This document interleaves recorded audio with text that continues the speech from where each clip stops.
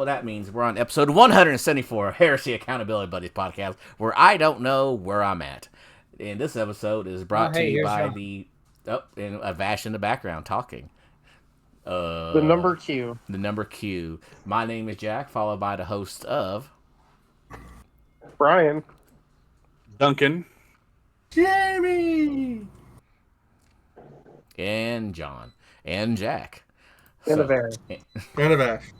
So before we get any further, let's do a quick station identification. Do you love resin bases? Then go to our sponsor, Elric Hobbies, for all of your basing and basing accessory needs. Use code HeresyABB at checkout for a discount. Legendary Monument Hobbies. Monument Hobbies is a one-stop shop for all of your painting needs. Use code HeresyABB at checkout for a 5% discount on your purchase. Pop Goes the Monkey. Find maker of third-party accessory bits of arms, legs, backpacks, and more, where you can get 10% off your first order over $125 with code HeresyABB at checkout. And thank you to our patrons. Without you, none of this would be possible. Hey, I meant to do this last week, but I definitely forgot to do this last week. Couple of comments from our YouTube channel, YouTube side of it. This for talking. This is going back to the Tanks for All re-upload because I suck at life. Velocity Raptor says, and I quote, "Laser destroyers are my anti-Kratos. Works a lot of the time, every time." So that sounds like it doesn't work a lot of the time. Well, I mean, a lot of the time, but not every time. But sometimes. Uh-huh. You lose one model instead of losing a whole tank. Yeah. And then from Will Frank, unsubscribed. See here, the correct answer is to take 2 Bombards, 2 Quad Motors, 2 Vindicators, and a Typhoon. Drop all the templates everywhere. He's a Space Wolf player, right? Not. Yes. Okay. It sounds like Iron Warriors there for a second. I was so confused. So now that any feedback from that, or do we feel like those are 2 good comments? Laser destroyers part of the time and templates all the time. Well, I can't really disagree about the laser destroyers. They're good pretty much all the time. I like my solution. What's your solution? Nobody expects the Spanish Inquisition with meltaguns and augury scanners under drop pod. Brian. I mean, that's not really untrue.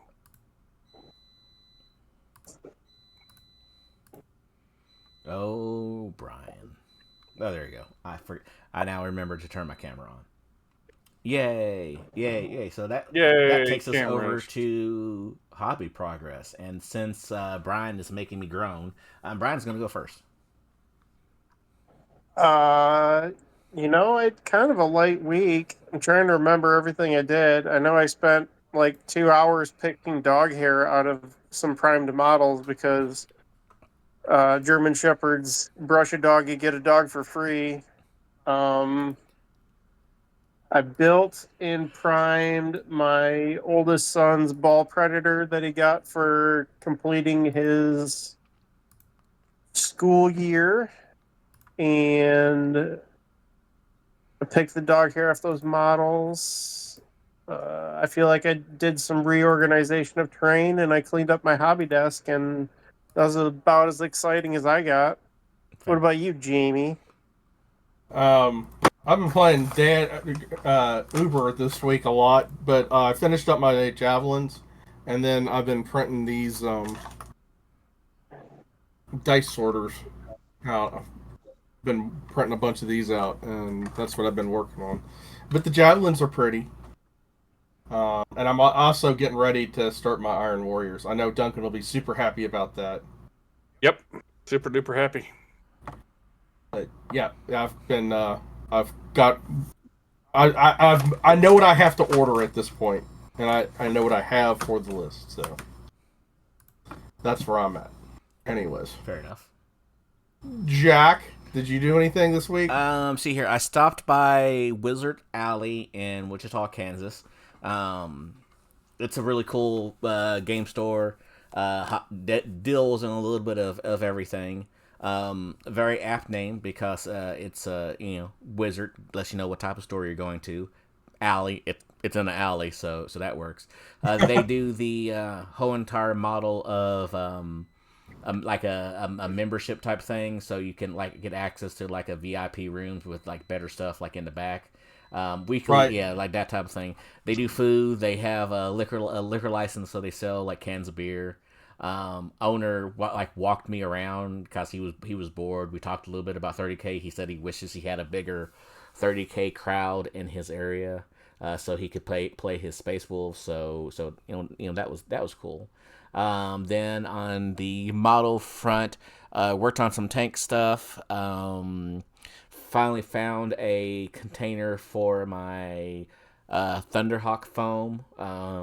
Thank you, Home Depot, for a reasonably priced container that you can fit either one cut up body in or be a Thunderhawk and foam, along with more foam in front of it. So that's a win.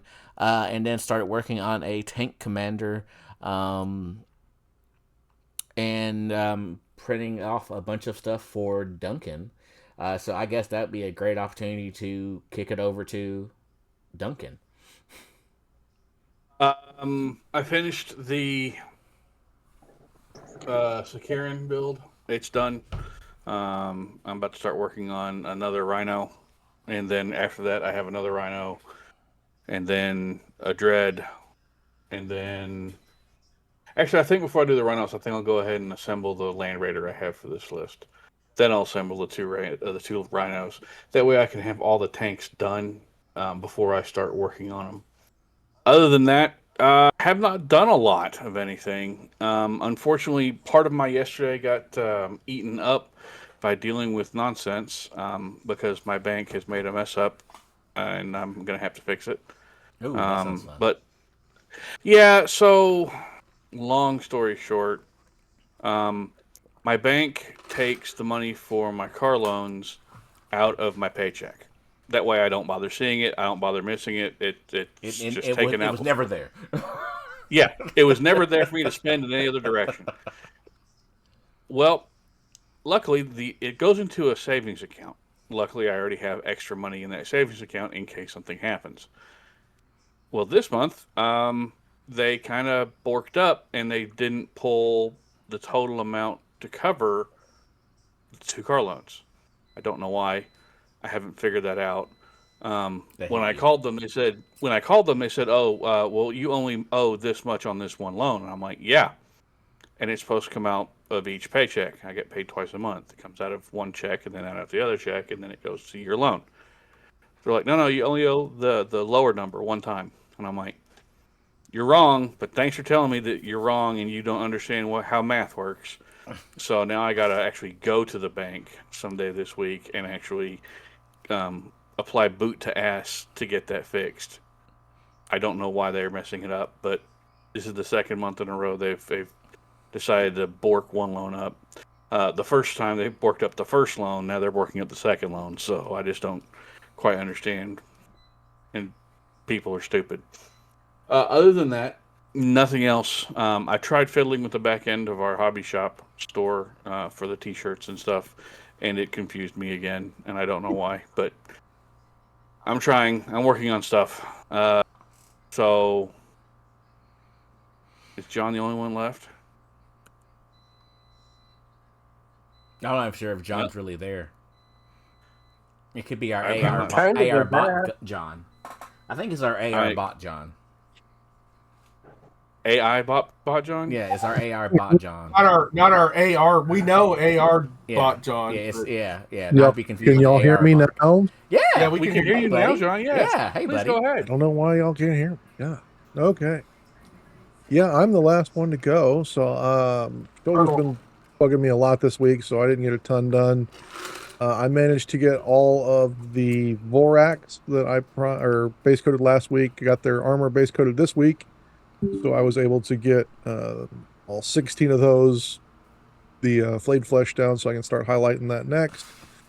And then buddy came over on Saturday and we kind of chilled, and I cleaned up some prints that I had gotten done from Andrew in advance. I had some body bags and some dead bodies to put on terrain stuff. Got those cleaned up. And then got the second Gorgon cleaned up. And then sub-assembled that and finished gluing on a couple parts onto the other Gorgon. So now they're ready to be primed. So I can have that militia army ready to go. So all I've got to do is paint those Gorgons, paint some Cargo 8 stand-ins, and I'll have a whole new army. Nice. Yay! Yeah. Fantastic. Okay. Fantastic. So it sounds like hobby was done for the most part all the way around, and summertime is not keeping anybody down except for, unfortunately, Jamie. Well, that's fairly normal for Jamie. That is fair to normal. He has only a 2-week window a year till he can get hobby done. But he does a lot when he gets it. Yeah, yeah, he's a machine when that 2 week rolls around. He's like a diesel engine when it comes to hobby.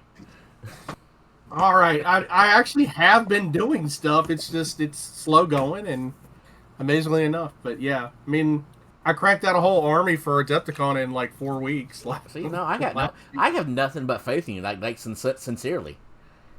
Yep. Yeah, you're gonna get it done. This week will be better. The kids are all at camp, so Freaking out of kids. town camp. So yeah, Have you thought about selling them to the Albanians? we can't talk I hope about the this answer's live. no. We just can't on talk general about that principle. live. Okay, Yeah. fair enough. Fair enough. So I think that takes us over to possibly the news. The news. The news. Okay, John. There's Before we get into it, do you have something lined up so that way when I see the price of it, I get angry, just so I can mentally prepare myself? God, I hope so. I just might. Oh, Jesus Christ! Why, John? It's not my fault. It's the internet's fault. It's always the internet's fault. Well, Yeah, that's right. Blame somebody else. You could not put it on here, and that way I won't know about it, and I could live a happy life. Nah, If, that it was doesn't work. if it's heresy related, Jack, it goes on the show. You know the rules. Damn.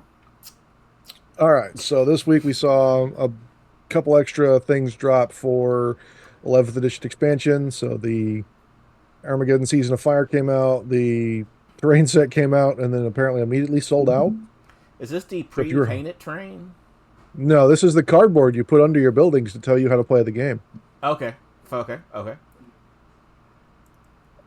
So next week, not a ton for Heresy. Looked like they're releasing a bunch of Slaneshi crap for Age of Sigmar. You can pick it up for your demons if you want to go that way. Books. Mm. And some nice Slaneshi dice.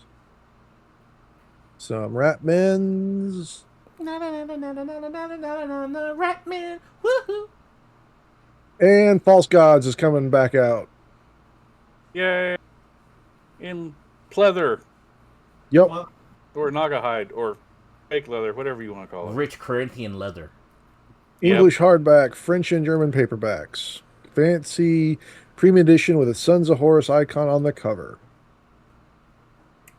While stocks last. Although it may return to print at a future date.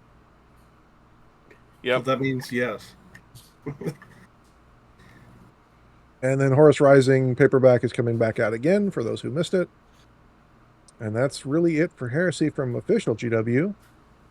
During the week, we had a couple things. Remember, we had a coming Monday, you're going to get a special surprise. Yeah. Yep. Sure do. Well, here's our special surprise. The Mark IV upscaled. Yay. Well, I mean, we all knew it was coming. so. Aria had Mark IV upscale at home. I was really rooting for plastic Mastodon. plastic Mastodon. I know you were.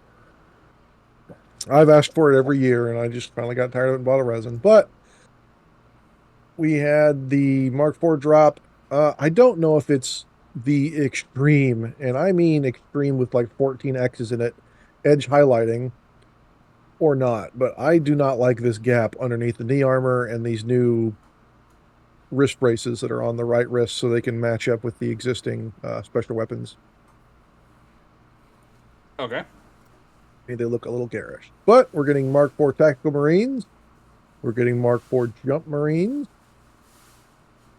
Well, there, you know, include this to talk about that for a second. In order for everything to work together, I was expecting to see something like this eventually, for all the different add-on doodads. That way, they know how to keep making different boxes. Like, yeah. I I like that, but I think the way that they did it with this piece to me just looks so oversized. It looks a little comical. It just might be the edge highlighting. I'm putting money, as always, on GW's painting ability to screw shit up. Yeah, that's a fair statement. Because there's, in all honesty, they edge highlighted the hell out of this thing. Like even the little vents on the bottom of the shins are edge highlighted. Fucking hate edge highlighting anymore in my life. Yeah, I've did it to one Marine and never did it again. I'm perfectly fine never doing edge highlighting again. Mm-hmm. Apparently, this assault squad, so you're coming in normal 20-man tactical squads and 10 assault squad boxes. Mm-hmm. In this assault squad, you're going to be able to build a veteran assault squad with a complete set of power lances. You're my power lance. Yep. They look cool. Yeah, they do. And I don't think we've ever gotten bulk power lances ever. I have not as a default. I mean, like I thought there was like a 4. They're in the weapon kit. There might be 2 in the weapon kit, but like, you ever gotten 10? I have power lances at home. With wasn't there an Emperor's Children upgrade kit that had them? So that's the Phoenix Power Spears. Those are entirely different. Yep. Okay. Oh god. Oh, my back. Like GW usually does for the special splash release of this, they're coming out with a Maximus Battle Group, which comes with looks like 20 Marines, 10 assault, 10 assaults, a Sakaran, and a Contemptor of all dreadnoughts. Well, it's not a Leviathan. Yeah, I was gonna say, like, that's a major win for the Heresy community. It's not a Leviathan. Like, that's the first mostly utilizable box for everybody in a long time. Yeah, I agree. It's pretty good. Yeah, it's almost enough for me to buy it, like legitly. If going in, we'll sneak behind the curtain a little bit. We're talking about our main topic tonight, getting started. This box is great. Mm-hmm. Yeah, no, this is a damn good box. Yeah. Very defaulty type Marine that you can go from start with it and go any which way. So this box right here, a couple of eBay rescue rhinos, like yeah. Mm-hmm. Yep. Anyway, we'll continue. Yeah. These guys do accept all the normal special weapons and heavy weapons and everything else that GW's made. You'll also notice that these aren't exact carbon copies of the same poses that we've had on the last few boxes either. They're a little bit different. I have noticed that. That is one thing that gives me a lot of hope. I like this. I like the fact that they're not just duplicates. That guy in the bottom left of this highlighted one looked like he just took a shit and he doesn't want to close his legs. Oh my god. Like he shit in his fucking armor. So, with all great things... There we go. We got censored button. With all great things comes some catastrophe. It's not a catastrophe. The artwork? The internet is exploding for some reason because this Marine has 6 fingers. I don't Supposedly even 6 give fingers. a remote shit. Can I explain for the TLDL people what's going on? Go ahead.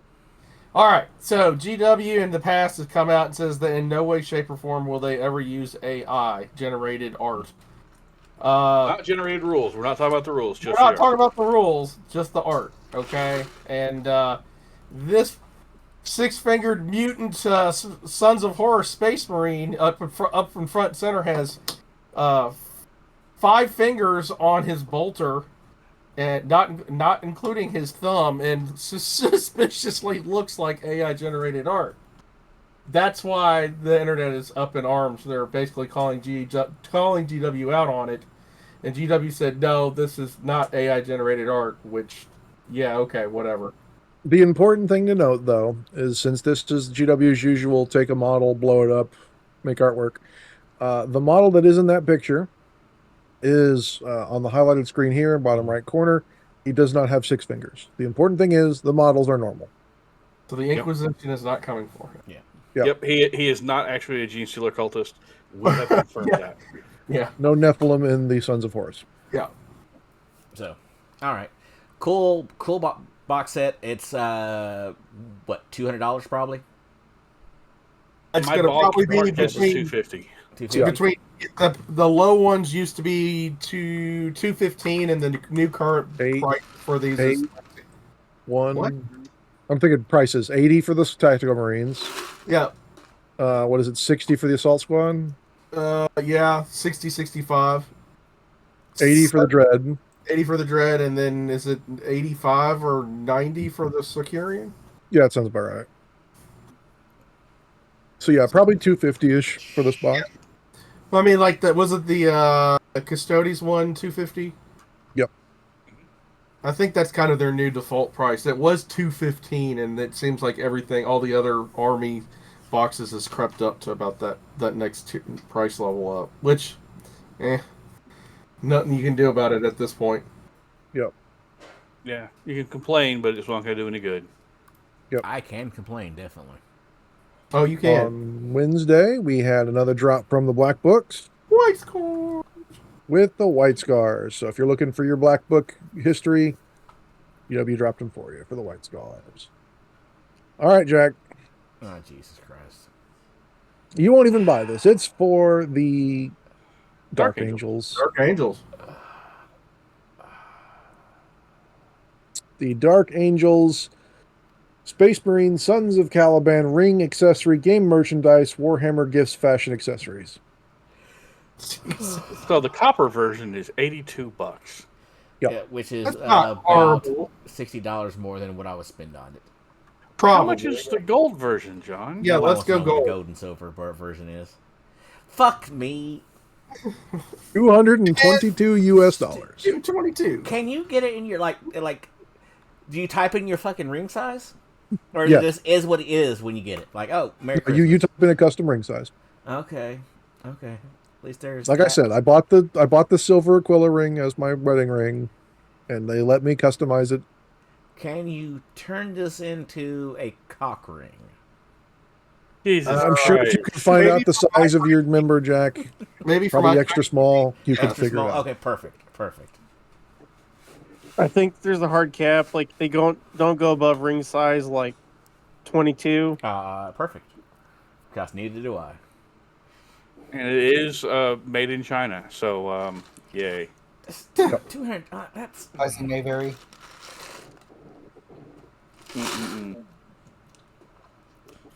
As far as Alright. rings go, it's not terrible. It's not over the top. It is a little pricey. If they It could- size it their could be rings in worse. China like they size their kids' shirts in normal people size shirts, it could get interesting. Well, you do supply a U.S. size, and it is normal U.S. sizes. So if you've got a ring sizer or a store near you that does jewelry, they can get your U.S. ring size. Okay. I mean, it's not as bad as some other things. Anvil Industries finally dropped those Cyberpunk minis we saw last time. They added a bunch more parts in there. Jack's favorite ball gag man and skinned people. I do love a good ball gag, man. Yay! And skinned people. Crook Dice has started releasing those Space Pirates we previewed a while ago as sets. So you don't have to spend as much money if you want to pick up a bunch of them at the same time. Spellcrow, makers of mini bits that people use for models, is currently running a sale off their entire website. Use code AARG to save 10%. That bird in the front just bothering the crap out of me. Why does that remind me of a tank? A certain tank that Jack really likes. Right? Yeah, I think if you took the beak off, it'd probably look a lot closer. Yeah, probably would. Anvil Industries also dropped the Shipwreckers range that we previewed a couple weeks ago. Good. Their robots and stuff. They're available as STLs or as physical prints for a little while. Nice. Fantastic. There's a couple of Kickstarters I liked. The Iron Wasteland Terrain Set, Wargame Set STLs.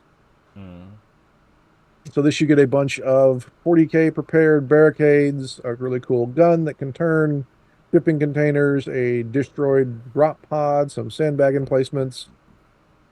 That's more like an escape pod than a Yeah, drop pod, but that's kind of neat. all for $14. Not Not terrible. bad. No, for Not $14 bad at all.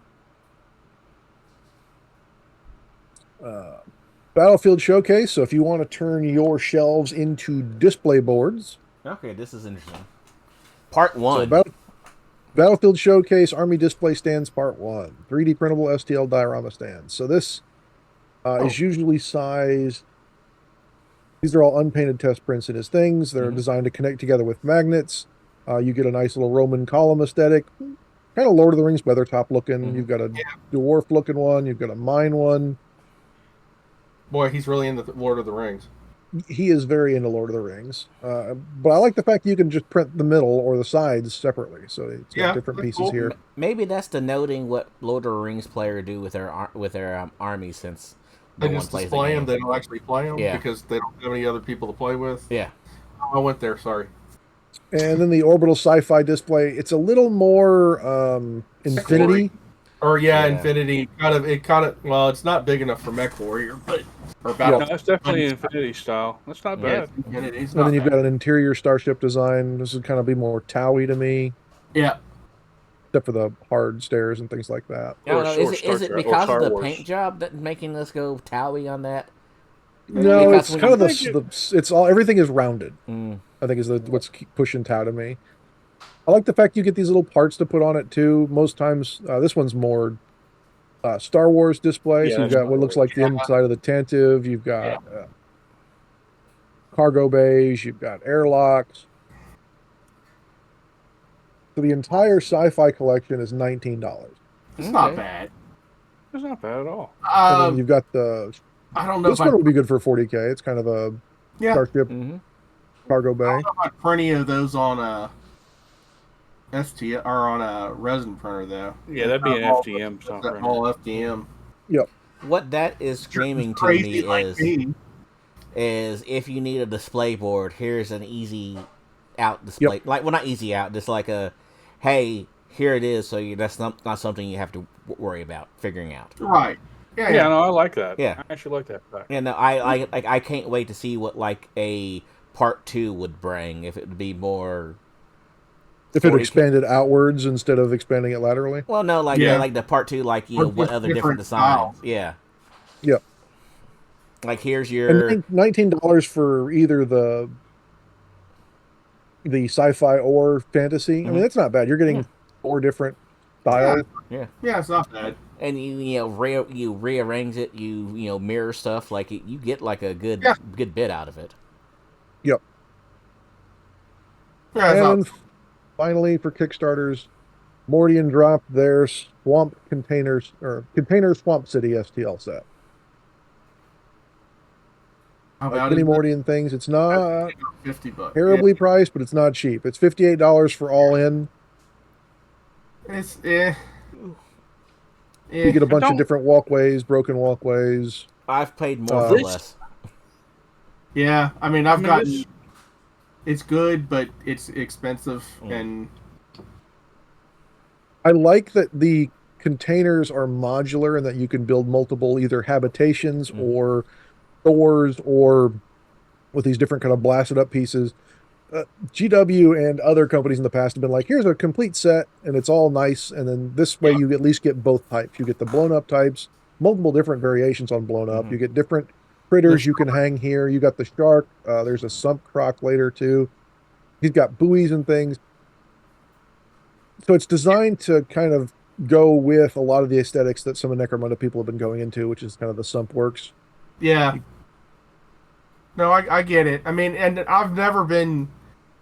I mean, Mordian stuff has always been excellent. It's very well engineered. We know. I mean, we've all built and printed stuff from him, and it's just some of the pricing on some of the stuff is a bit high. I don't know. Yeah, and if you are thinking about getting it, definitely try to get it during the Kickstarter. As far as like pricing goes, it goes up a good bit when it goes up, when he puts it on his website. The only thing I think about when it comes to like these table, like you're making terrain and it being on the more expensive side, you can make an unlimited size table. That's what's Yep. making me not feel bad about it. You mean like I'm doing right now? Yeah, like you're gonna that I spent like literally like I don't know $20 on the STLs for like entire city levels of Necromunda hive stuff and a prison sit and like I wouldn't know anything about that right now. Yeah, no. Yeah, I mean, look at all the stuff that I've had Jamie print for me, and then you combine it with all the other STLs I've gotten from Mordian. Like I've put a lot of stuff together, and it works really well together too. Yeah, and all I know I'm saying is nothing about that. The $58 makes sense to me. Yep. It's He had an not early bird an for, unreasonable price. Especially he had an because early bird for you're buying 47, this but those once. sold out fast. You're buying this once, and then I'm sure it's also priced with the, this is somebody's going to buy it, and then he's going to give it to his friend. Yep. Well, you have to. There's all different types of contracts and everything that he sends you when you get his STLs. If you've done this, Yeah. And he also limits how many times you can download it and how quickly you have to download it after you buy it. Yeah, but once it's on your computer. Yep. Yeah. Jack, Once you hush. Just stop. piracy. Yar. I'm just saying, like the pricing makes sense. All I'm saying is the pricing makes sense. Jack, we know. Just yeah. One more thing showed up. It's not official news. I got it in an ad. I thought it was funny, so I'm going to bring it up. Oh God. The Violence Bear. What the fuck? What? What? Oh wait, I quit paying attention for a second. The fuck is that? Is that type of sex toy? Is a I guess you could probably describe this as very badly created dog toys of a Space Marine and the Emperor. It's like basically, it's like a dog, like a dog toy for Bear to destroy. That's like really bad, like stuff Armstrong looking Emperor and Space Marine. So we've got the Emperor of Mankind and an Ultramarine in, I guess that's Primaris armor. And it's got AI ads in the background. Everything on this is Chinese except for the word Violence Bear. I do like the fact that it's called a violence or from Violence Bear. I don't know. Yeah, we obviously know that real Bear needs these. I feel like my dog's being targeted. You should. Oh my God. I mean, Sweet baby Jesus. Yeah. I don't know anything other than the fact that they're called Violence Bear. I don't even know how much these things cost or if they're ever going to come out. I did see one video of someone with a bunch of the Space Marines in a giant shipping container. But that's all I've really seen of these things. I don't know where they're coming out, where they're coming from. So if you do want to shower bear with them, or your dog, it is. or maybe you want to cuddle up to the Emperor. Your sleep paralysis demon. That's what this stuff is. Yeah. I think if I gave one of these to Bear, he would just look at me and then attack me. you would probably be deserving of it, honestly. It's like somebody misremembered how a Space Marine looks. Well, I think it mainly comes down to what they could sew, but yeah, sure. We'll go with that. That's just, yeah. I love this Space Marine at home? Yes, this is absolutely Space Marine at home. Yeah.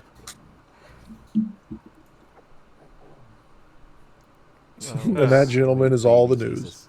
Thank God. I'm getting out of here. Oh my God, how do I close out of here again? There we go. Thank God. I might lose connection for a second here. After that Jamie's one, over there playing with his Mad Cat. Jimmy's like, protect me, Mad Cat. There's so much horror in this thing that John showed us. Goss rifles and LRMs, go do your thing. Oh shit! So I think Save that takes me, us over Ancestor to Frenchie. and he's back. So I think this takes us over to our primary topic tonight, which is getting started. Yeah, it is the 1 year review of 3rd edition and getting started as a new player in 3rd edition. So I could label this as a clickbaity as how do you start 30K in 2026? Sure. Yep. Outstanding. Yeah, absolutely. I'm gonna work on that title card right now. Thanks, friends. You're absolutely welcome, Jack. John, you want to begin? Yeah, so we're a little over a year from the release of the Age of Darkness box set. In that time, we have seen Mark 4 almost come out. We've had Mark 2 drop when the box came out. We've had obviously all of the index or journal, not indexes, not codexes, but we had the basic army rules all within 2 months. Yeah. For every army off the bat. I mean, ignoring the fact that, obviously we cover this for y'all. As a game player, that was breathtaking, to say the least. Well, at least we waited to get you playing. Get you playing. Yeah, we waited for Black Shields almost till the end of 2nd edition. Yeah, we did. Yep, we did. While some of the stuff might feel, when it came out, might feel a little bit like it has lost some flavor from previous editions, and honestly, I'm one of those who say that. It has. You can honestly say it. Yeah, it all is out there at this point. You've got Marines. You can play Marines. You can play Black Shields. You can play Solar Ox. You can play Custodes. You could try to play a Sisters Army. I'm gonna say that Sisters is really three different flavors of Mechanicum. Yep, multiple Mechanicum flavors, but still no Dark Mech for some reason. Well, hold on. Don't you have the Skitarii too? Would that be 4, or is that? That's included. That's included in the 3. Okay. And the demons thing is kind of demons. It exists. They don't count. It exists. It might not be in the greatest of places, but it absolutely exists. So we've also had a massive amount of plastic kits beyond just what we saw in the box set that have dropped. We've got various plastic Marine flavors. We've got various plastic Ox flavors at this point. We got the Assault Marines. We got the Breachers we've been begging for. We got begging for Breachers. We got the Super Heavies. Yep. We've gotten a lot. If you want a tank, we've got it pretty much. Yep. Damn near got every tank available. Damn near every tank except for artillery. Yep, we do. And at this point, it's kudos to GW for giving us as much as they have in the space of a year. We might gripe and always want more, because let's be honest, we're Heresy players and we always want everything. We're jaded. We are. Some of us are very jaded. But at this point, what more do we not have that we have? Sorry. We have more now than we have had at this point in any previous edition already dropped in plastic, not in resin. It's just not good enough. Yeah, it's never good enough. So we always need more. I think at this point, the only thing I'm worried about is if we go to. I'm going to preface this by saying I do not wish this, but if we go to 3-year rotations, I worry that Legacies units get squatted or something like that. Because I've heard on other podcasts that they're like, well, I don't want to build destroyers because they're a Legacies unit and things like that. That is really one of my only concerns at this point, is not what more is coming. It's what if we get screwed again? That's fair. Like, that's kind of where we're at, though. I mean, compare that to where we were in 2.0. Like, man, I'm still missing my shit. Is very different from, I hope these 1 or 2 models don't go away. I think that we need, and I'm looking at myself and John when I say this, and I'm not trying to be a negative Nancy. I think we need to start mentally making ourselves okay for the Fulminataris in the world to go away. Nope. Nope. Not I'm at 20. But that being said, like that, I think that's going to be the worst case scenario of it, because I don't know how much it cost them to keep the legacy rules afloat as a company. I'm sure it's probably not that much, since it's just a PDF with somebody in a room going transpose this to something else, and please don't give them strength, flying thunder hammers ever again. That's fair. Yeah. There might be a chance on the outside. I don't think we're going to see a lot of those see the face of light. Well, it's Anymore. not just those. There's certain units that all Marines have access to: attack bikes, destroyers, all of the mounted and Terminator armored characters. I feel like for the streamlining of it, like they feel like I'm going to assume that they feel like we're in a good spot right now, and I would wholeheartedly agree with that. Because the new person walking off the street, which is where they make their money, don't give two craps about a full Mataris. They care about being able to buy a box set of custodians and being ready to go. Which right now we are ready to go, or buy a box of Can I buy Saturnine and have everything I need to play a game? Exactly. And have fun with friends and be competitive. Right here. Do I not want to put together 20 resin tanks? We got you, fam. Can I buy a special weapon upgrade sprue and not have to worry about will it fit my miniatures? We got you, fam. Can I get the heavy weapons and will it fit my miniatures? We got you. Like it is across the board of nothing but wins. Oh, you wanna you got a Saturnine box set, but you want to turn some of them into breachers? We got you.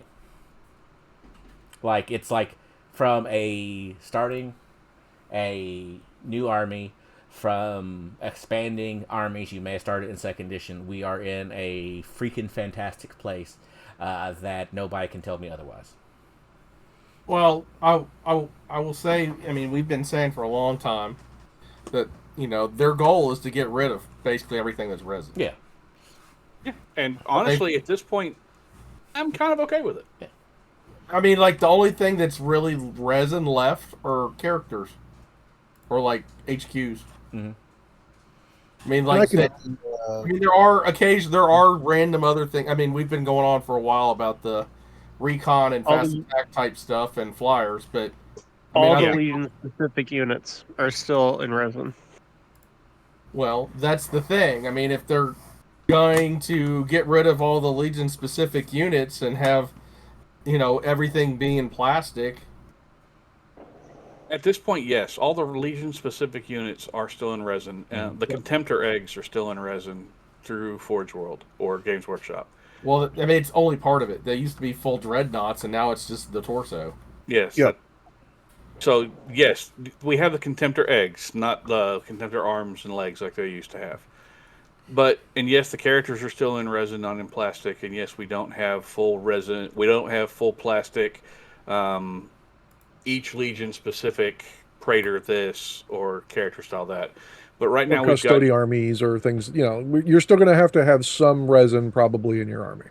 Yes, if you want. It's just going to keep. It's going to keep shifting away from resin as time goes on, and as their production capabilities improve to swap over. It'll just happen eventually. I don't think the resin stuff will disappear in that those units won't exist anymore. I think they'll just get something comparable to make them no longer be a complete resin kit, or just go full plastic. Yeah. I think we're likely to see is actually like a plastic upgrade kit to improve your Terminator, your Cataphractii Terminators from regular Cataphractii to just Aaron. Well, I'm going to go somewhere. Basically, I think what I would expect, because they've kind of done it in 40K, is they're going to have like a Legion specific upgrade kit where like you'll have like if for the Dark Angels you have a bunch of boarding shields and swords and stuff like that and pads, or Dark Angel fluffy helmets. And then Blood Angels have spears, assault cannons, and that kind of stuff. And you may have to buy 2 or 3 of that upgrade set to make a squad or something. Right. And they have a long history of doing that. I mean, I remember when Black Templars got their own codex, that's exactly what they did. It was just Marine kits, and then you could add whatever Black Templar bits from the Black Templar upgrade set. Basically, it would make a keep squad, doing it. okay, like a 5-man squad. But it also had enough parts that if you didn't want to make a 5-man squad, you could build the other stuff out of it. So yeah, and it was successful, and Yep. it was successful because it's what filled the niche that people wanted. And at this point, the only things that we really don't have are the things that fill those niches. I mean, Right. you can play a 100% perfectly lore accurate army for Heresy out of plastic. other than artillery and flyers. Sure. But, Ignoring flyers, you can still build a 3,500 point list with a warlord or Lord of War in plastic, and you can have it be effective. I mean, we are in a better place for the edition in plastics than we've ever been. And ignoring the resin bit and possible future upgrades for that, I'm amazed at where we are with everything that's coming out. Well, ignoring Marines, if you just look at like the other factions, they're in a far better spot than they ever have been. Period. You can actually start a Solar Ox army. Like you can do a Solar Ox army. Like You can do a mechanical army. yeah. Knights, Mechanicum, there's like 30k custodes. I mean, like everything is better than it was. Yep. Yeah. Yep. Wholeheartedly, you will not hear me complain or bitch about that. Well, other than maybe like as Duncan said, the demons and Sisters of Silence. And even then, you can still grab the 40k demons, and you can find a way to fit those in. Yeah. Rules wise, I think demons. I know Brian's going to disagree with me. I think they're okay. They are playable ish for a tertiary faction in the game. Sisters of Silence, they are probably, if you want to play Sisters of Silence, that's the toughest pill that you're going to be taking across the whole entire army list of 30k. Which, it is what it is, but like for the lion's share of people walking through the door, Right. they're going to be wanting to do the Space Marines, they're going to be doing the Custodies. The more masochist people are going to be wanting to play Solar Ox and complain about getting their butt handed to them by Mechanicum, and the robots touch them in bad spots. And if you are clairvoyant and I don't know what else you have to be, you are playing Mechanicum. Because I can't follow their rules. And bless you if you can. Yeah. I played 2 games against Mechanicum today. I understood a lot of it, but at the same time, I was like, I'm just assuming you're doing whatever shenanigans of cyberthurgy on the right way. Mm-hmm. You're going beep boop, and it makes other things go beep boop, but gooder. So yeah. So that's where we're at in the year. Sanitar up the Wi-Fi. So book wise, what all did we get book wise before we go too far out of it? See, we got each of the Legion books. Mm-hmm. Yeah, we got the main rule book, the 2 Legion, the Astartes, the Loyalist and Traitor. We got Mech. We got the Solar Ox. Knights. We got Knights and Titans. Titans actually have rules too. Yep. Completely different rules than they've ever been. Yep. Yeah. We got Mechanicum. And we got Custodies. Those are the big books we got. And then we got the Battle of Talarn. We got the Istvan 5 Dropship Massacre. We had the Meld Fist.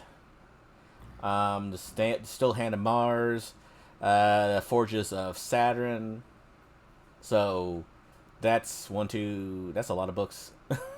There's 4. The 5th one sitting up in my bedroom. 12. So that's 12. That's 12 books in 12 months. This one, that's almost a book a month. Yeah. Ignoring the initial drop of getting a few at the first or at the beginning.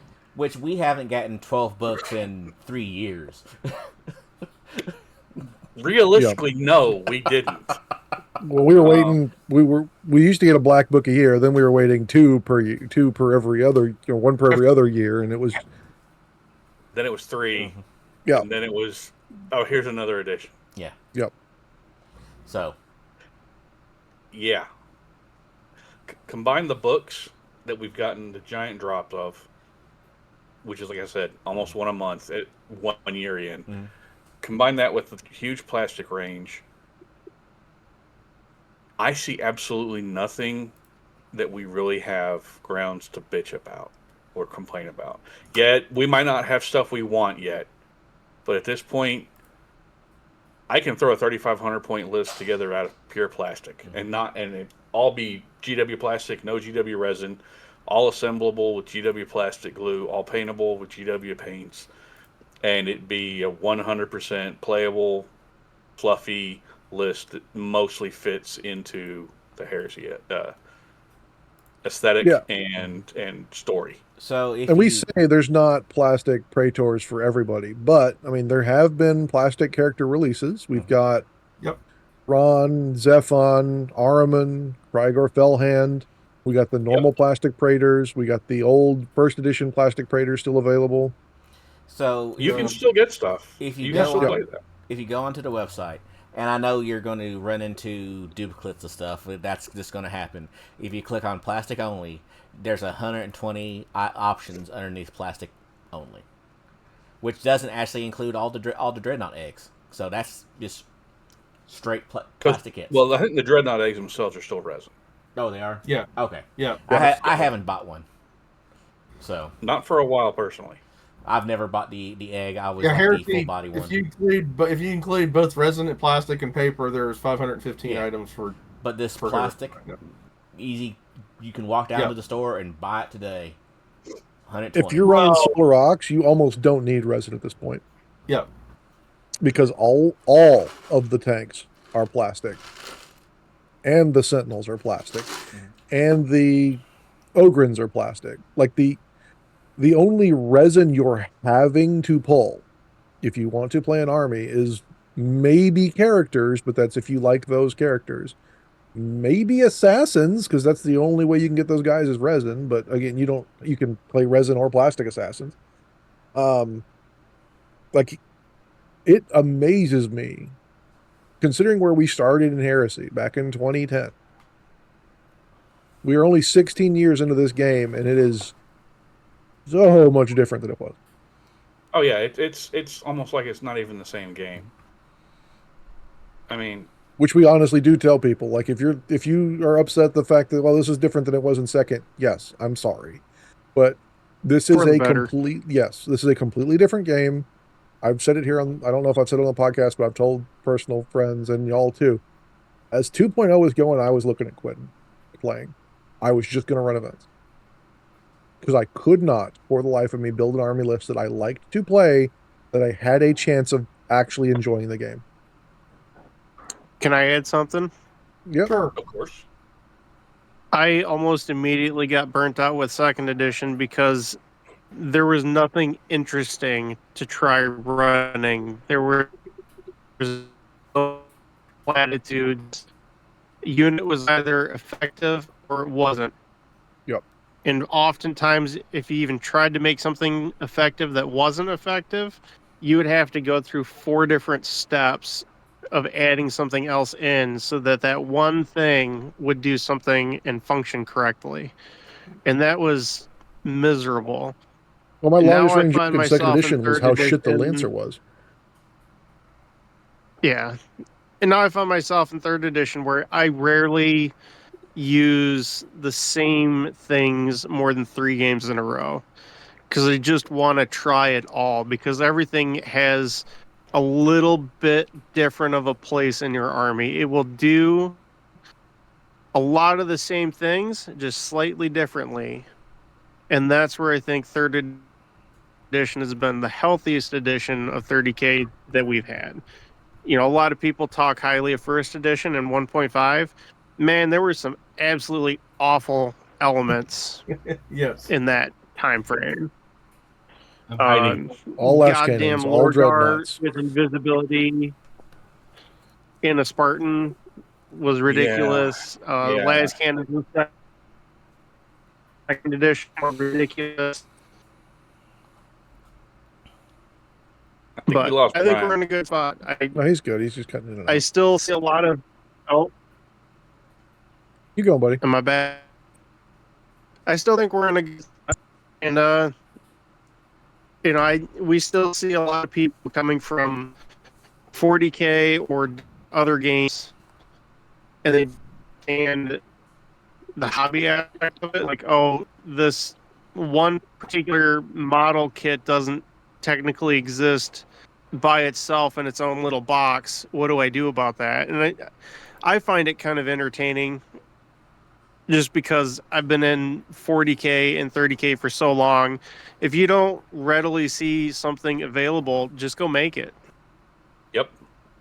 That's Absolutely. part of this game is the hobby end of it, Well, right? I will But agree. it's such a different.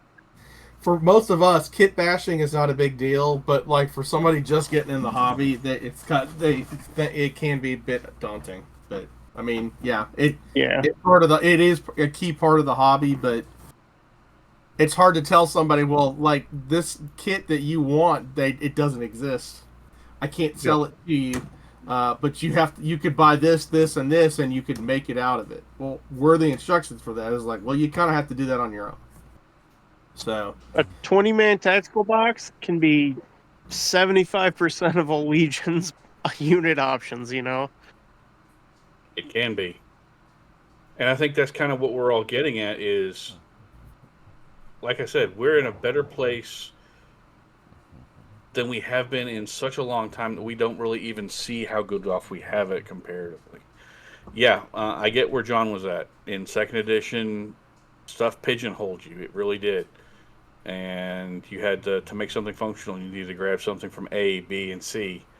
And then you had to try to find the old resin kits that somehow were not as readily available. And you had to go through the third marketplaces to find them, or you had to, at the dawn of the 3D printing stuff, you had to hope you had to find it there. Now you get a Saturnine box and maybe 1 or 2 kits, and you've got a Legion, and you're good to go. So hit a eBay up and rescue some rhinos or drop pods. Or in 1st edition, we didn't even have a box. I mean, you bought the books, you hope to get the red books, and then you hope to assemble stuff out of your collection of 40K miniatures. And Prospero, but they weren't on release. Those was years and years later down the road. It's not halfway through. Yeah, years and years Calf later was. down the Prospero. road. Yeah, Calf was. Prospero came. Was that book 7? 7 years in. It's whatever the Space Wolves and Thousand Suns were. I know I used Calth and Prospero to build armies. I know Jamie did. I know Jack did. I know all of us did. Honestly, I still have boxes of it over here. Yeah, I got like 200 Mark IV Marines still on spree right now. So we get it. But coming in right now, I think it's hard for the old dogs like us to sit here and say we had it.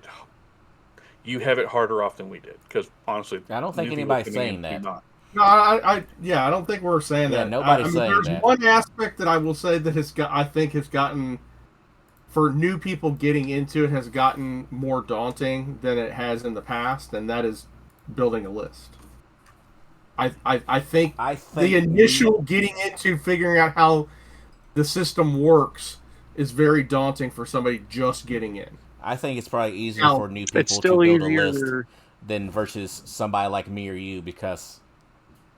Well, yeah, I mean, like me, and, if we've been playing since 1st edition, we have all these preconceptions on how I should be able to do this and how I should be able to do that. Whereas if somebody's new and just coming in, they're like, oh, okay, well, yeah. I'm just saying, I've seen a lot of people trying to get in the past, say, 3 months. And one of the first things I always see is, like, I don't understand how to start or how to build this army. How do I build a list? At the same time, once you get over that hump, right, the freeing of choices afterwards. Like, look at the mechanical list I'm building. That's 12 kinds of illegal every other edition. Well, no, I'm not. I'm saying the initial hump. Yes. You've got to get over that first mountain, and after that, it's downhill. Like, yeah, that's what I'm agreeing with you. I'm also saying this is what it's worth the fight. Mm-hmm. What I've been telling people is you got to stop looking at the army building and just pick all the units that you want to use, put them on the table, and then figure out making that list legal afterwards. And I don't think it's anywhere near as bad as First Edition or 1.5 with the specific Right of Wars that could just make things wildly skewed, right? Yep.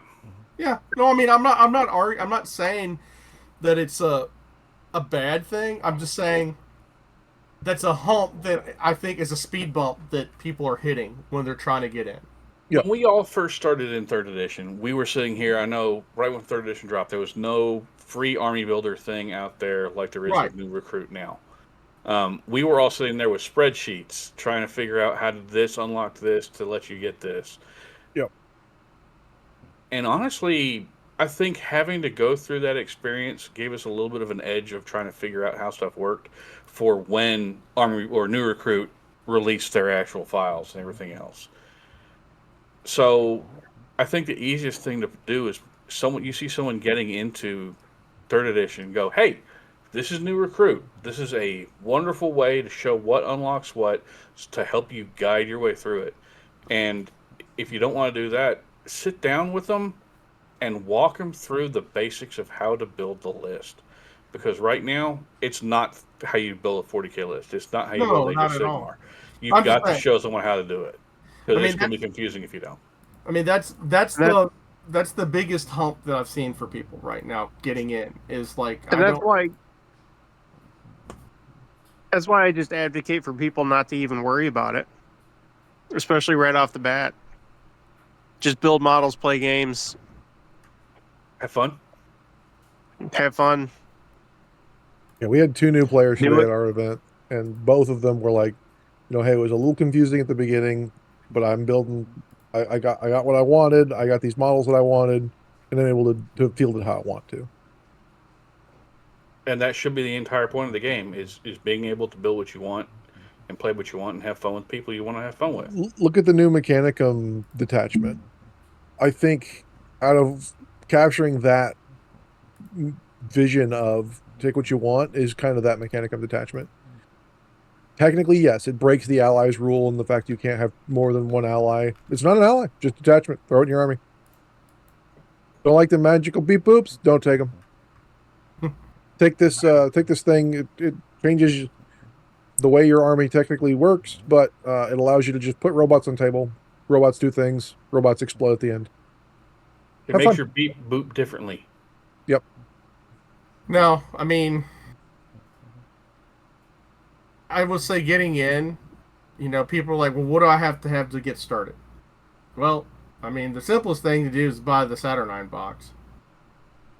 Because you get your rules, and then you get a decent starting army now. You get a pretty hefty, good starting army, yeah. I will disagree that Saturnine is a good box. I think the 2.0 box was better, like, of a more universal starting army. But there are some very good kits in the Saturnine box. And look at that Mark IV box we talked about earlier. Contemptor, that's what I was going to say. That's what I was going to say.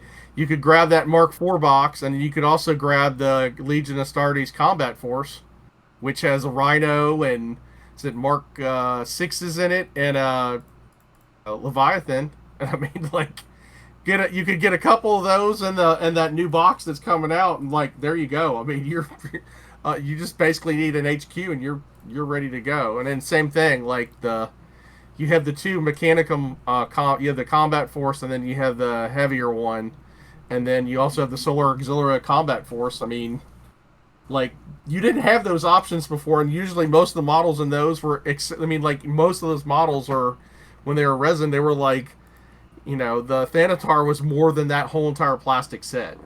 Yep. And then same thing with the Solar Auxiliary, the Mars Pattern Lehman Russ Vanquisher was more than like that entire set that is now. So, and like, you had to be able to find them, which you couldn't. So, I mean, I think people are in a great spot to start.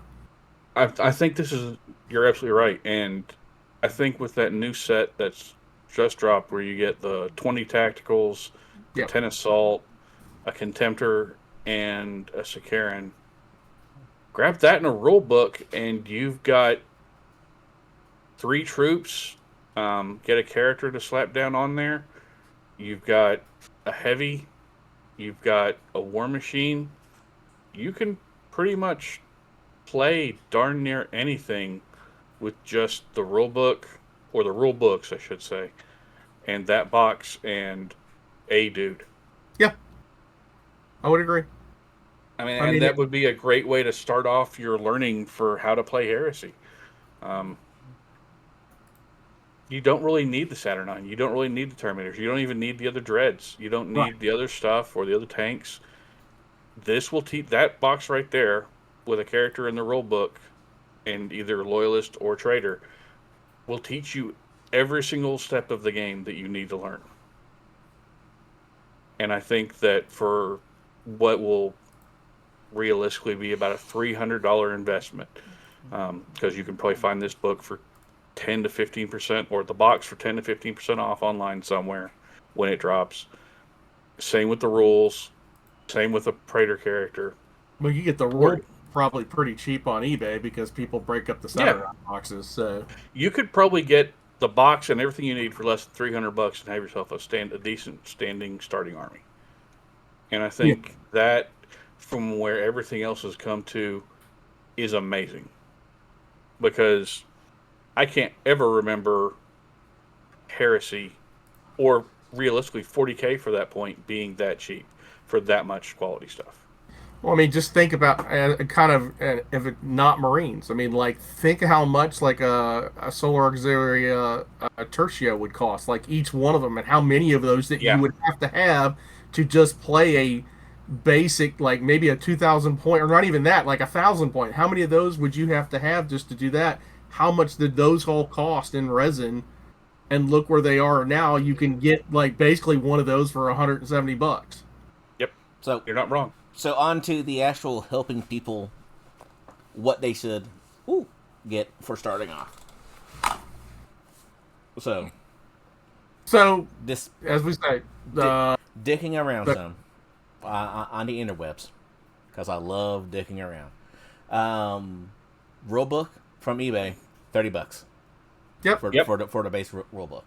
So we're $30 in right now. Okay. Let's just call this new box that is coming out $250. Mm-hmm. I'm pretty sure we all agree that's about where it's going to be. That's probably what it's going to be. Yeah. Knock 10% off of that, because that's probably what you're going to be able to get it for through either your friendly local or through some seller on the internet doing the same thing. Mm-hmm. Or Amazon, or whatever. So what do we get total for that, Jack? Be $280 right now. Knocking 10% off of the box. It's $25. Yep, tax. That's fair. Tax. So we're at $280. A character, one of the random ones from either this generation's box or the previous generation's box, which you could get off of eBay, like because people are breaking. No, usually they don't want multiples of those if they're breaking those huge starters. Or if one of your friends has played long enough through first and second edition, they have extra Praetors from the starter boxes. They will just give you. No. Why would I have extra models? No. Yeah. There you go. You can have that guy. I still have all of mine on Spur, but yeah. I've still got Giant Sword and Super Axe. So you get the Centurion Mark II from the new box for $27 on eBay. Sure. Or let's call it $25 from your friend at the store. Sure. To make life easy. So we're at $305. You need your lever. Yeah, you need one of your levers. So you need the new recruit rules. They definitely don't have the rules for all the legions already stacked inside there. But let's say you bought the lever anyway because you don't have access to the internet. See, that's where this falls away, because the ding that I will put against GW is that they put too much stuff in these army books, and it drives the price up. Well, it's because the weight shipping them. I mean, and I'll say the same thing about the rule book as well. Yeah, it's $73.50 for one of the Space Marines. They need to make like one of those A4 size, just the rule books, right? Yeah. So this is why I hold off on telling people to buy it. Borrow your buddy's copy. Exactly. Or no, I'm not going to recommend. I'm not even going to say it. No, All right, so- the other option is to your local game store, hang out in there and make a list, because the owner's not going to be pissed about you making a list about stuff you're going to go buy. Which is a valid point. Or make friends with guys that have the Libra. They'll let you read it while they're playing or whatever. Yeah. Mm-hmm. So I want to say for 305, you're sitting on enough to start a 1,500 point army right there, which is where you want to start off at. I wouldn't say it's quite 1,500, but you've definitely got enough to have a starter 1K army. I wouldn't say it's 1,500. What is it? 20 plus. It's 30 Marines. Well, here, well, plus a You've got the backbone of damn near every fight. yeah. You've got more troop selections than most people include at 3K. From there, you can start looking at your specialist units. You can start looking at your weirder things, like I want to go crazy and go Sakaran heavy, or I want to go crazy Terminator heavy. 20 hours ago. Oh, sorry. Yeah. I want to field the wonky. I mean, you're not going to do the crazy John puts 30 suzerains in a Mastodon list that way. Nobody's going to do that, John. Nobody's going to do that. Most of your armies are going to be done that way. So three. Realistically, you and Bob, your buddy, splitting the Saturnine box, you're going to spend 500. You're going to get a rulebook. You two of you split. You're not going to have as many options for both of you. Grab this box that we've been talking about. This Mark IV box. It's actually that in a rulebook is going to be overall better selection for a start off new player. Or if you can just track down the Mark III box or Mark II box when it came out. So that box, that new box that we're talking about with the Mark IVs in it, is roughly 6. Not putting options and stuff on the models is going to be 660 points. Yeah. So then you're going to throw the options on there, and you'll get up to right around $1,000. Probably around $1,000. Yeah. Depending on character war gear and things like that. Yeah. And none of that's bad. See, I'm at 770 with everything that's in the box set, with everything that we have priced out so far. Well, I'm just saying, just the box set. So you have 20 Marines. That's 100 each. I'm not putting options on. No option. I'm pricing it for what we said for 305 right now. Assault Squad's 140. So you're not going to play it at 140, but it's 140. I said 150. So, and then you've got a Contemptor, which is another 150-ish. In the actual box, we don't know if the box contains specifically, but the little article blurb says enough various weapons for pretty much most of the loadouts. Yeah, so it's got all the guns. Yeah, this. I don't think it's going to have all the. I don't think it's going to have a lot of weapons. I think it'll probably have one of the Contemptor sprues. Looks like the last cannon and Power Fist one. Probably have the base sprue, but I'm just still. The tractor squads you'll probably want to buy one of the either heavy or special weapons, depending on how you want to build your list. If you want to go that way, Keeping it simple. The 305 we have right now in our little basket online is 770 points, starting off right now. I think that for somebody who is starting the army, a $305 investment in this day and age with the price of everything is a reasonable investment for somebody walking in off the street to do it today. Without all the baggage that we bring into it as people that have been playing this game for entirely too long. Somebody fresh walking in off the street that are going to be that literally, if you think about it, this is what is going to be 31 different infantry models. That's a lot of little dudes for somebody fresh in off the street to put together. The Contemptor, that's going to be a fun kit for somebody to put together, and Karen's going to be fun. So it's going to be 31 other dudemans that they got to worry about. So this is going to be nice, simple, and easy that they'll be able to throw down, and if they build it as the box art shows, they'll be fine. Yeah. Can I throw my 2 cents in? Of course. No. I would take one of those new battle group boxes The Contemptor I'd run with dual fist, throw whatever guns you want in the hands. We're going too far down a rabbit hole. No, I think this is perfectly fine. This is just a broad recommendation that'll get you good mileage. It's a good starting point for anybody in any time, any place in this edition. 2 bricks at 10, Tactical Marines, just bolters. Take the Assault Squad, run 9 of them as the Praetorian Jump Command. You don't even have to get fancy with them on War Gear, but that will make them far more utilizable, and your experience will be much better. The Sikaran, just do it as the regular Sikaran. Throw whatever sponson weapons you want on there. That, and taking that last Jump Marine, making him a character, and then giving him a fancy weapon, you're now in the 900 point range. And this will get you a good, decent foot into what your 30K experience will likely be. It will not be miserable. It'll be good times. It's very doable. It's not hard to understand. Doing too much. The box does say it comes with power spears for all the Assault Marines. Doing too much. I get where you're coming from, Jack, and I also get where Brian's coming from. You're only going to have one fist with the Contemptor, because this is going to be whatever comes in the box set. They're not going to know. I'm pretty sure that box set's going to come with the full Contemptor sprues, which does give you enough for 2 fists. It's the only weapon option they give you 2 of. Okay. Okay. Again, that's point. Me first day on the game, I'm not building double fist because that doesn't look cool. That's fine. Okay. I hear you there. But yeah, ignoring the minutia, which we're all getting way too delved into. Which is what I'm trying to avoid. For right around $300, you can start off Heresy with this stuff. And that's a great deal. And I think that's a great way to introduce, for us to literally sit there as players and go, hey, you don't need this, you don't need that. You can get started in Heresy for $300. You can have a viable, fun game that you can play with your bud, and I can show you the ropes and teach you how to play the game. So, and it won't feel weird. No, it won't. Just gonna throw this out there.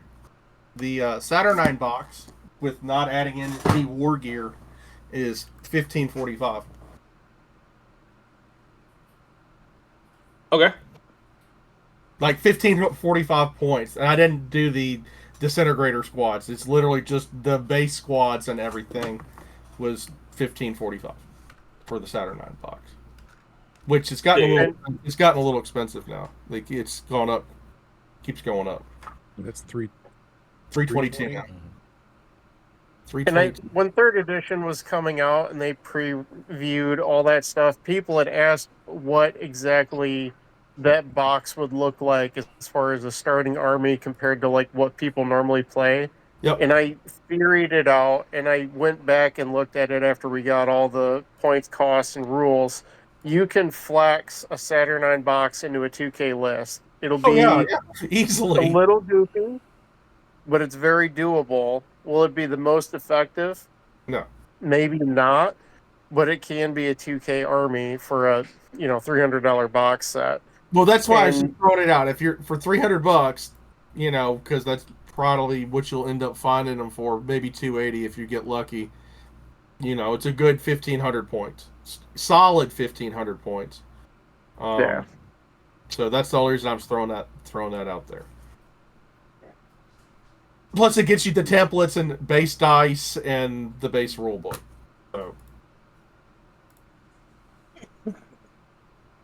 So, for right around $300, you can introduce a brand new person to Heresy. Yep. That sounds like a really good start-off deal, especially with the cost of everything else ancillary to the various stuff we play in the game. You don't have to spend all the extra money to get all the extra bells and whistles. If you have a limited game group of like 2 to 4 people, this is perfect. You don't need to go all hog wild on everything all at once to have everything to be super uber competitive, because there's no competitive scene in Heresy. There's the fun fluff game. This is what it's all about. and being able to do that for 300-ish, I think that's pretty damn good. I would encourage people to sit there and play around with lists to see what they can build out of the box set, or that box when it drops with minimal alterations, to see if that's something that they would think that a new player would have fun with. And I think it'd be great. And I think that'd be a great place to throw stuff from there into the old communal 1K list that we have on the Discord, because we haven't used that since 2nd edition.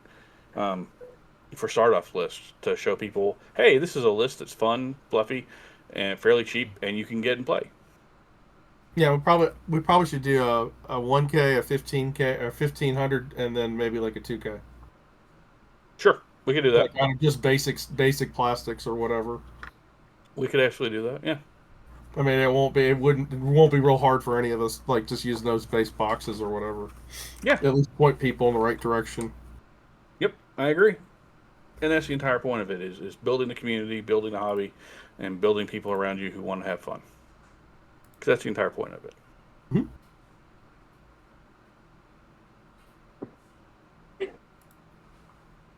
I know I've said it before, but if you compare 30K to 40K and where it's at right now, and the cost versus what a normal size army would be, you can get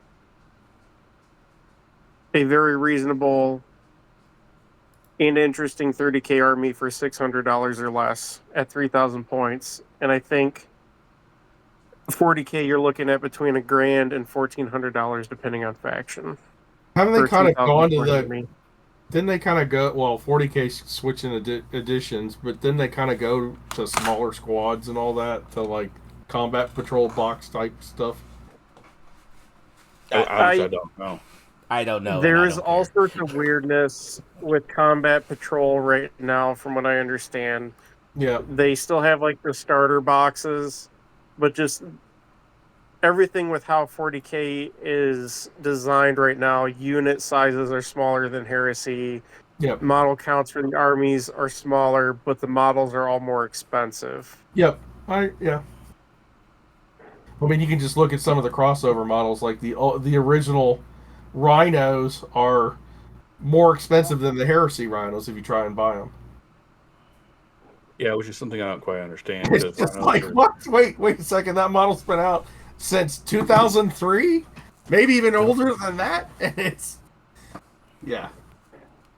Are Razorbacks still the same price as a regular Rhino? They used to be, so like when you... I don't know if they still are, though. Because that was always the funny gamer hack. Or just buying a Chaos Rhino because you got that extra Chaos bit sprue and it was the same thing. Yep. Yes, Razorbacks and Rhinos are the same cost. Yep. So you basically would sell the sprue for the Razorback stuff and then help fund another one. Or just keep it and have a dual-purpose Rhino that could also be a Razorback if you needed it. Yeah. I've definitely done that. We'll make a Land Raider Terminus or whatever it's called with the... Yeah. But anyway, what other things would you suggest for somebody coming in off the street? Well, if I don't think you can find them anymore, but that Custodes starter box was awesome for Custodes, but we're so limited splash release, it's almost impossible to find. When somebody if you can find a starter set, try to get it. Yeah, when somebody in Poland finds one of those boxes and goes to a movie set and presents it to Harry Cavill, and he's absolutely ecstatic that somebody had found one for him, it's like gold. But yeah, that was kind of neat. Was that a real absolutely thing? Hilarious. Huh? Yeah, so they were filming something in Poland. Highlander. And a guy... They were filming Highlander in Poland. Cool. They were filming Highlander. Someone walked 2? up with a... What? I'm sorry, you broke up there for a second, Jack. Anyway, they were filming what? They were filming the Highlander redo. And there's a picture of him standing along the Apparently, it was the area. store owner.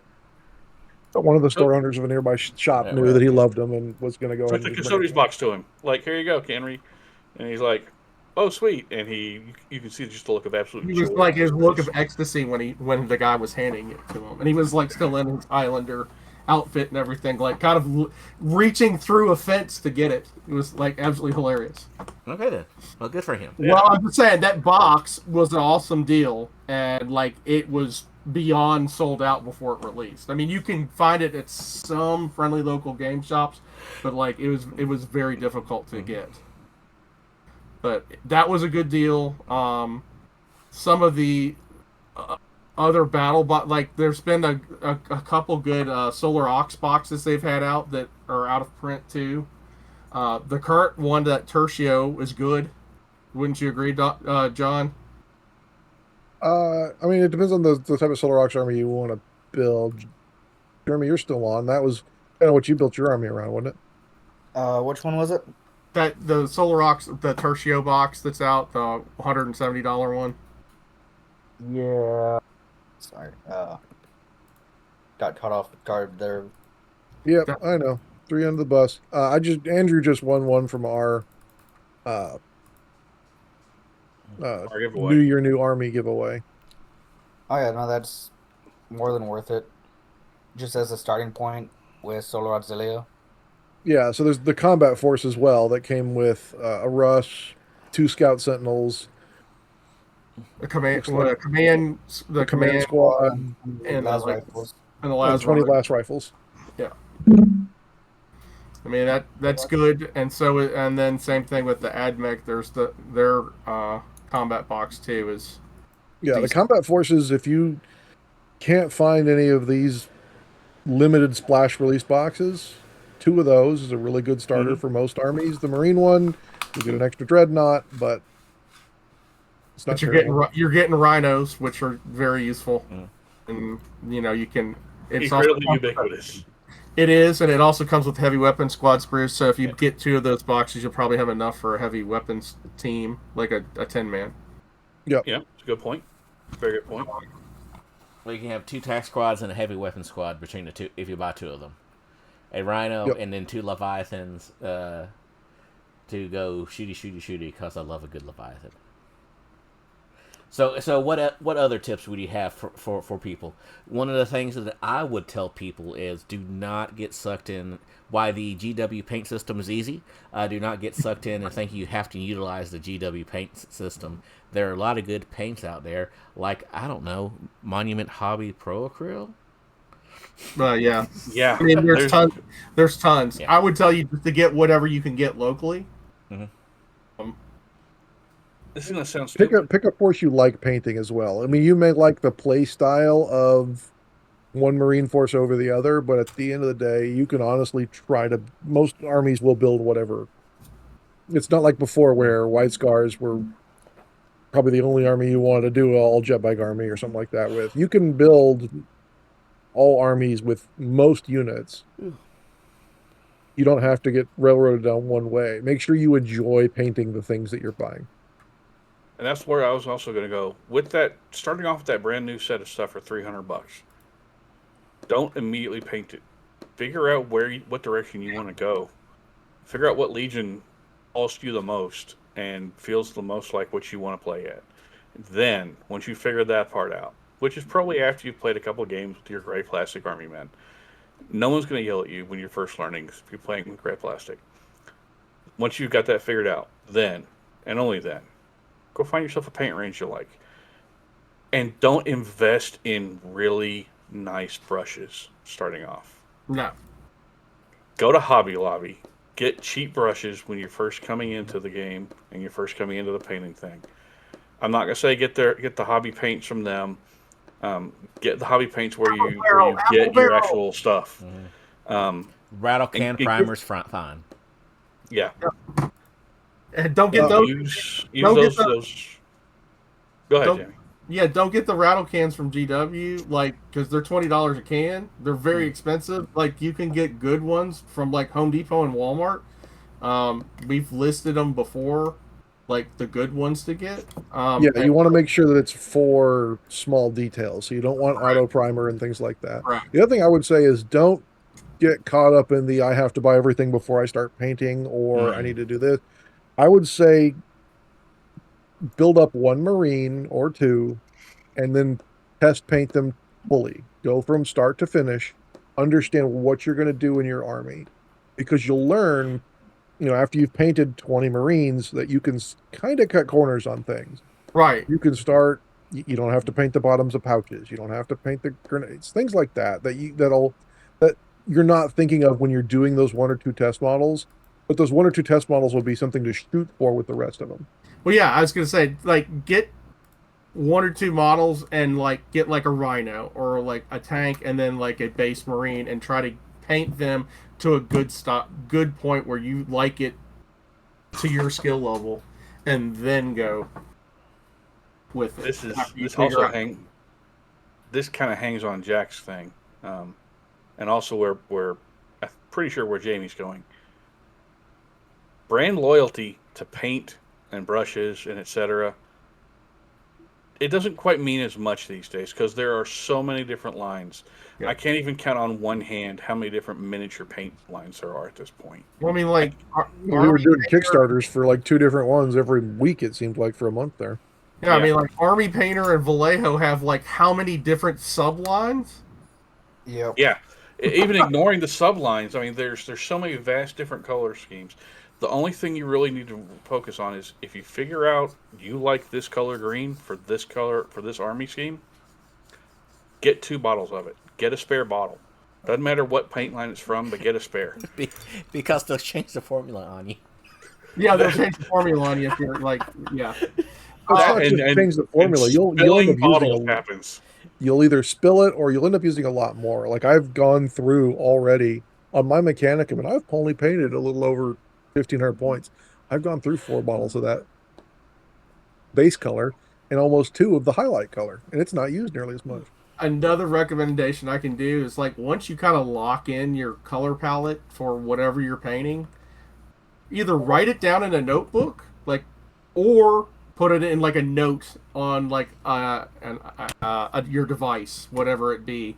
So that like, you have that as a reference to go back. You're like, crap, I'm out of this paint. What do I need when I'm in the hobby shop? Or pull a John and just take a picture with the bottles behind it, which I think is one of my favorite hacks that I've ever heard from John, because it's so ingenious that I never would have thought about it. I delete pictures a lot, so that wouldn't. I'd rather write it down. So like I have like a hard carbon, like this is it, that I can go back to regardless of whatever I'm working on. Yeah, and if you're mixing a color, make sure you put a couple swatches of that color in your little paint book or whatever it is. That way you can make sure you're going to mix it correctly next time.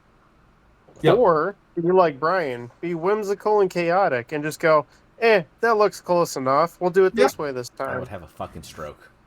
I have a batch of Ultramarines. It is more purple because I thought I put too much filter on them instead of doing another way. I have Dark Angels where the weathering on them changed halfway through it because Scale 75 decided to change their paint formulations and didn't tell anybody. I can probably paint about another 30-ish Sons of Horus before I run out of the paint that's no longer made that I don't have any spares of, and I can't find any more for an exact color match. One?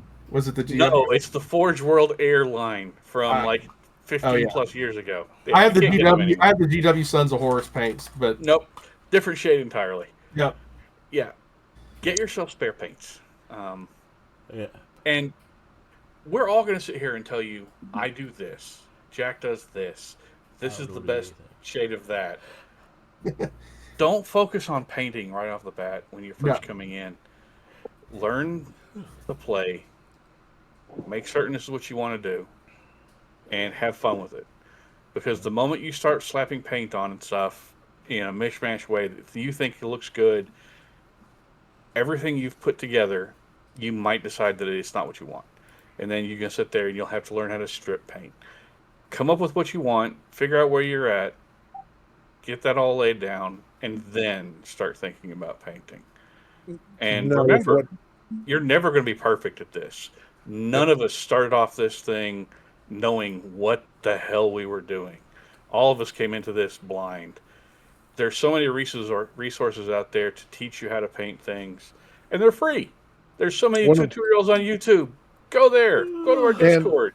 Let's expand a little bit on what Duncan said there. As Duncan said, strip your models. That is most of the paint you're going to buy, you should be buying, is acrylic paint. Acrylic paint can be stripped off with 90% isopropyl alcohol, which is available at Walmart or whatever store you have nearby.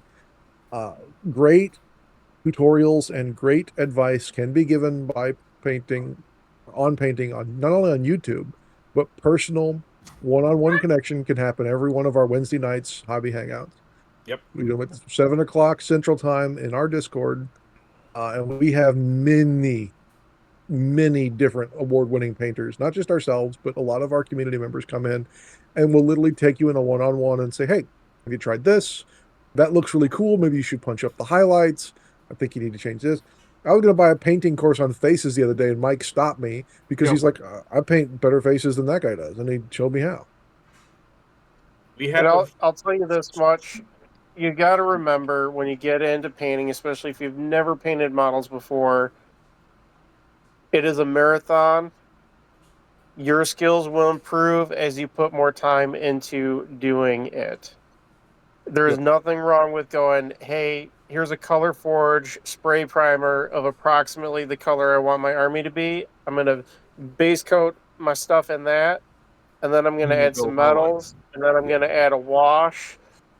Or maybe you get fancy and you sponge a lighter color and then you wash it. That's how I do my green that I really like on my Death Guard. It's just olive drab green with like a lime green, and then you put a green wash or a purple wash over it, and it really pops. It's very simple and it works.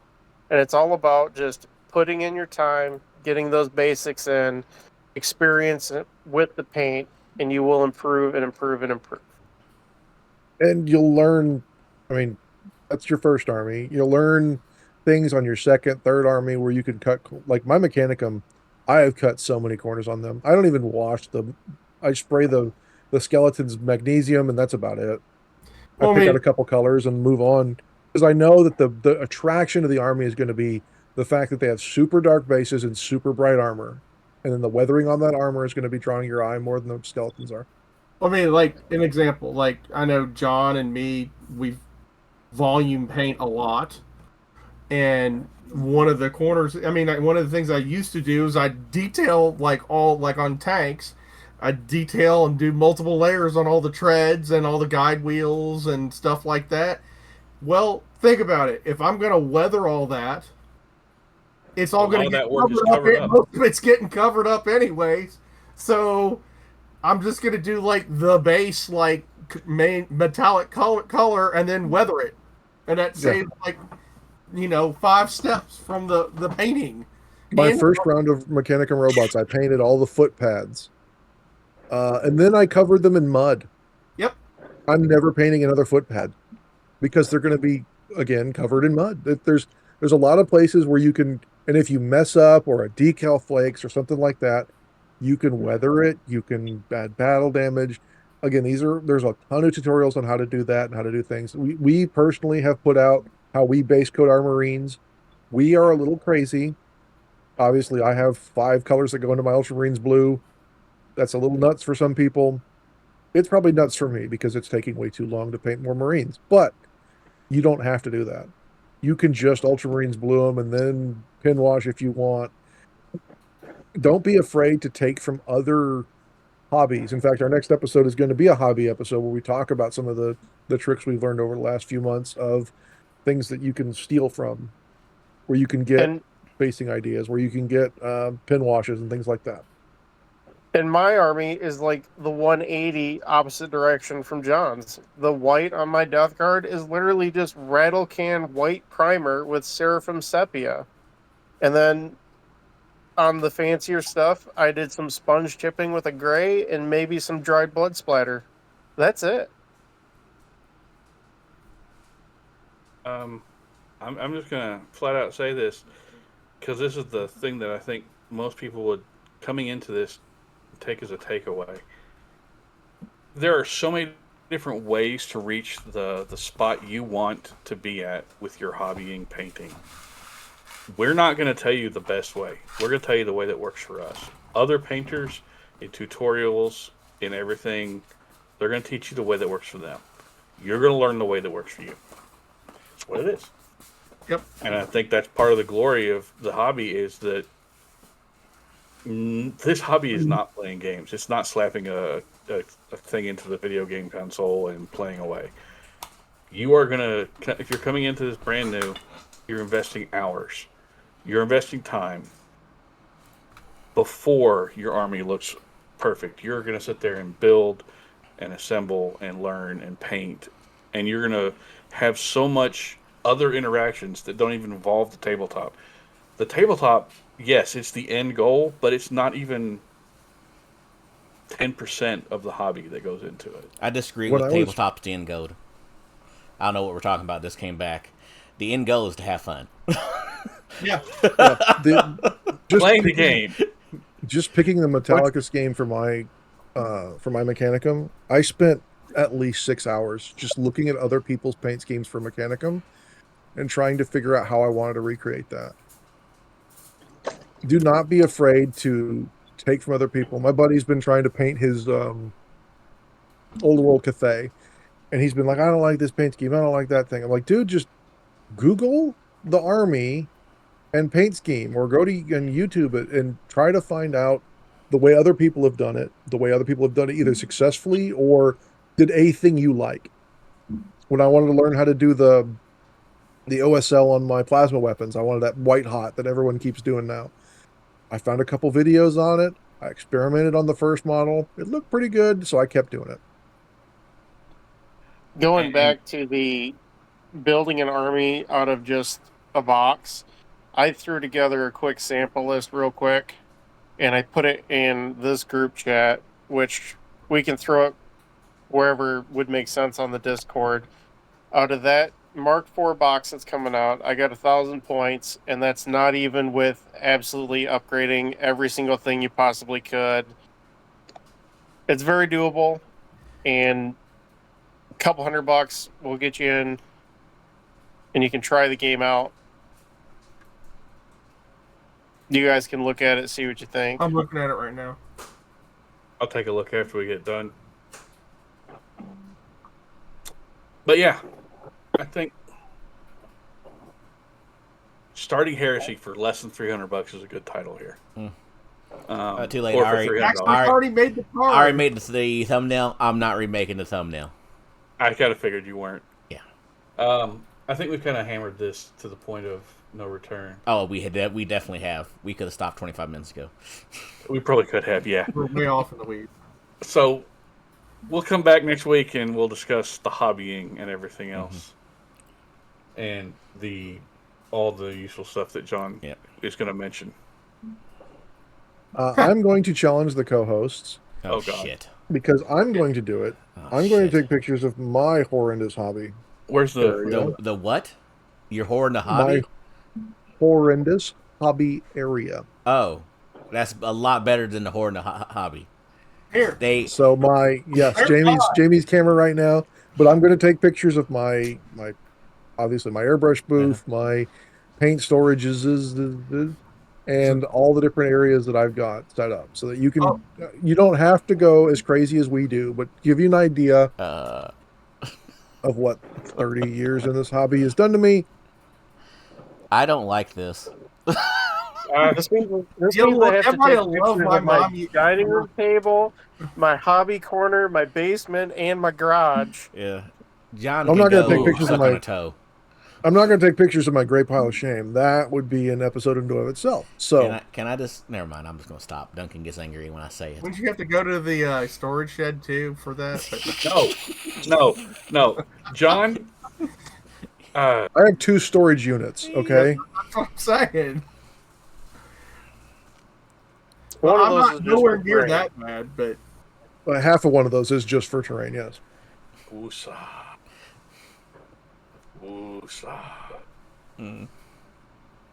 So hey, here's a hobby tip. Oh God. Free hobby tip. When next you get week. a Heresy Save it for next box week. Save it for next week. Stick it in your pocket. Save it for next week. All right. Next week will be a return to the hobby, so we're happy to do it because we've all got a whole bunch of shit since the last one we've done. Hobby Sode 2026. Yes. For episode 175. Yeah. Do we have any event shout-outs before we go any further? So we can kind of Yes. recap on this. So we just had our June event at Crimson Lion Games. We'll be having our next event at New World Gaming in Frisco, Frisco / I forget what other town it borders on that they kind of differentiate. Google's Little Elm. Yeah. Frisco / Little Elm, depending on which Google you're talking to at the moment. That will be on July 18th. Okay. Barbara, you got any event shout-outs? The next one is July 18th at Far Harbor Games. There's not been a event posting made for it yet, but I'm 95% sure it's happening. Zone Mortalis event, July 18th, 1,500 points. Should be fun. My good friend Charlie's running that. The Far Harbor Discord is pretty active, and if you have questions about it, you could jump over there, or you could message me on private message, the Accountability Buddies Discord, the Michigan Heresy Discord, wherever you can find me. Okay. I've got a couple I'm going to throw out there.